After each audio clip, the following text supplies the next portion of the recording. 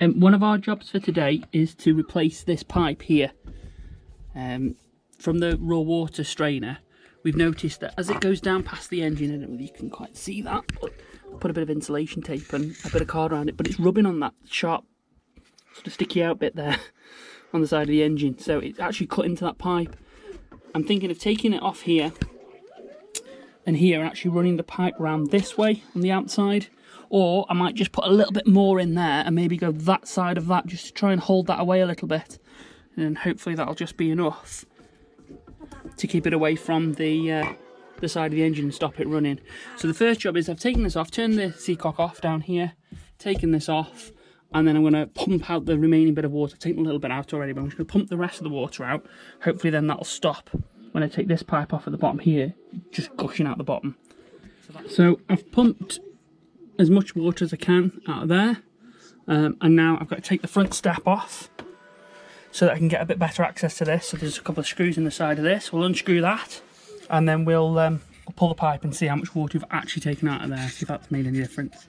Now the front step's out of the way, it's this pipe here, and you can see where it's been rubbing there on the side of the engine. It's been kind of doing that.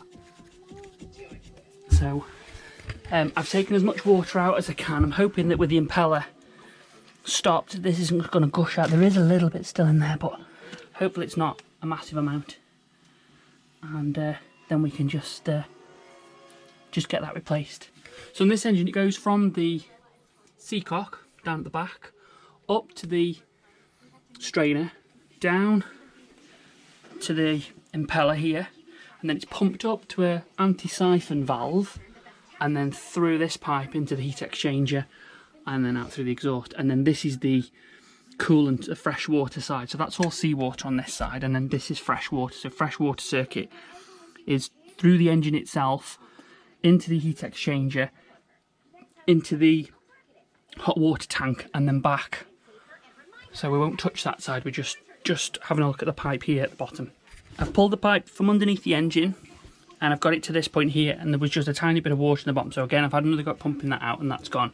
So now I'm going to undo this clip, and I'm going to put my replacement piece of pipe on and start feeding it that way, and hopefully then, if there is any water, it'll only just sit in the bottom of the new pipe. It does seem that that impeller actually is stopping anything. There's a little bit left in there. I can see it here.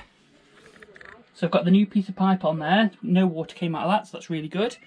And then now, if we have a look at this, you can see there where it's been trying to cut through it, and the metal is showing on this bit.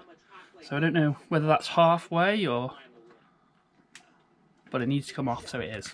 The other thing I suppose that we now notice is, I mean, this could be the original pipe, but you can definitely see a difference in the colour, so I'll probably end up changing some of the other at some point, but I can't see any other faults with anything. So for now, I'm just going to try and reroute this. I might go the same way actually. I think this pipe's just been a bit tight, so I might just put a little bit extra pipe on it, just push it away from that part of the engine there, and then go back up to there. But we'll have a look in a second.